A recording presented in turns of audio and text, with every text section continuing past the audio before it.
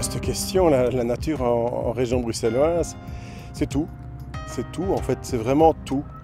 De la Grand Place à la forêt de Soignes. À tout endroit de la ville se trouve de la nature à un niveau différent. Alors ça recouvre évidemment des surfaces forestières de haute qualité biologique, on pense à la forêt de Soignes. Ça recouvre des éléments de friche autour de la ville et dans la ville.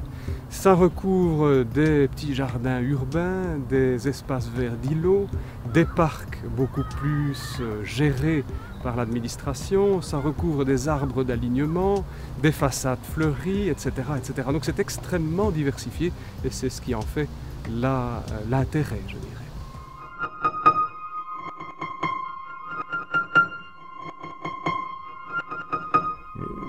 De komende jaren worden we geconfronteerd met een grote bevolkingsstijging. Dat is de cityboom die er zit aan te komen.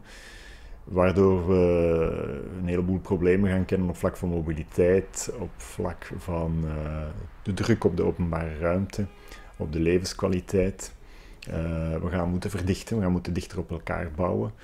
Maar we moeten ervoor zorgen dat we dat allemaal doen op een manier waarbij de stad toch ook nog leefbaar blijft. Dat niet iedereen gaat willen wegvluchten naar de omgeving, naar de stadsrand.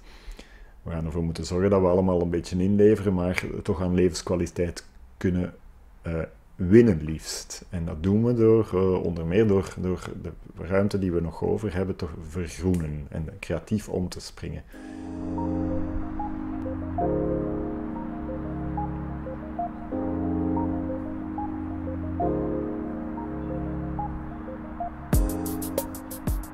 L'espace sur lequel on se trouve maintenant, c'est une toiture verte qui fait à peu près 2000 m². Par exemple, derrière moi, il y a 4 ruches qui permettent la production de à peu près 150 kg de miel par an. Et je crois que aussi, comme je disais, c'est un projet de quartier qui permet aussi aux employés de se sentir bien dans leur environnement de travail. Mais je crois que la première raison, c'est une raison de bon sens. C'est pas uniquement une question de marketing. Ça fait partie de la philosophie et de l'ADN, en tout cas des fondateurs ici chez Caméléon.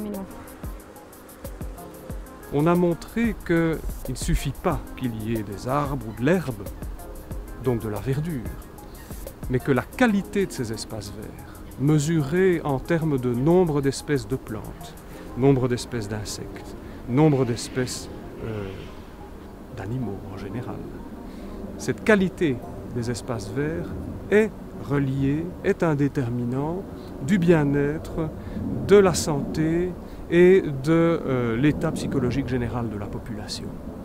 Donc nous parlons ici d'enjeux essentiels qui mettent en fait l'homme au centre de la problématique. Il ne faut pas s'y tromper. Le vrai enjeu, ce n'est pas la conservation de quelques petits oiseaux ou de quelques fleurs, c'est le maintien d'une vie acceptable, d'une qualité de vie acceptable en ville. Et on sait aujourd'hui que la biodiversité joue un rôle clé.